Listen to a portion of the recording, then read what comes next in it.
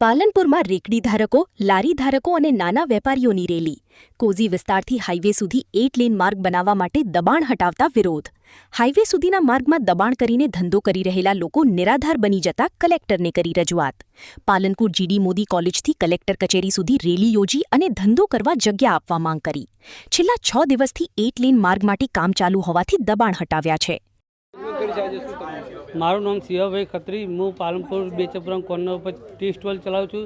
આજે અઠવાડિયાથી અમે દબાણમાં બહુ હેરાન થઈ રહ્યા છીએ. અમારી વિનંતી એટલી છે કે અમને ધંધા રોજગાર આપે અને સરકારી કોઈ પણ કામમાં અમે દખલગીરી નહીં કરીએ.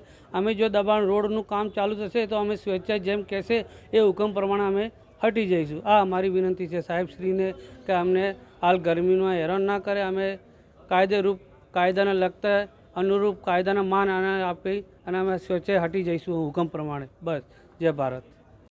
બેન પટની આ બધી લારીઓવાળાને એટલો ત્રાસ કરે છે ને આ લોકો કે દોડાઈને બચારા ખરા બપોરે 2 વાગે 3 વાગે સાંજે રાત્રે 8 વાગ્યા સુધી 11 વાગ્યા સુધી આ લોકોને એટલા દોડાયા છે ને કે કોઈ એની હદ. એના અંદર હું પોતે છું, એના અંદર હું નગરપાલિકા કોર્પોરેટર છું 2 નંબર વોર્ડની, અને એના અંદર પોતે મારી પોતાની લારી છે.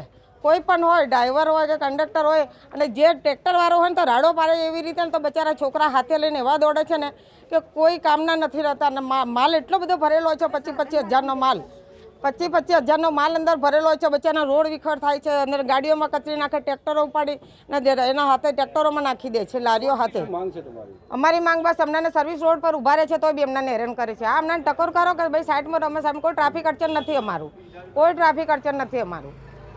આજે સાહેબ કલેક્ટર સાહેબ હાજર મળ્યા નથી. ડેપ્યુટી સાહેબને રજૂઆત કરી છે કે અમારી જે માંગે છે પૂરી કરો. અમને જગ્યા આલો, કાયદેસર અમે ધંધો કરીએ. અમે કંઈ બેંક લૂંટવા તો જતા નથી, અમે કોઈના ખિસ્સા કાપવા જતા. મજૂરી કરીને બિચારા ભાઈઓ બહેનો બધી ખાય છે. મંજુલાબેન દલપતભાઈ પટની.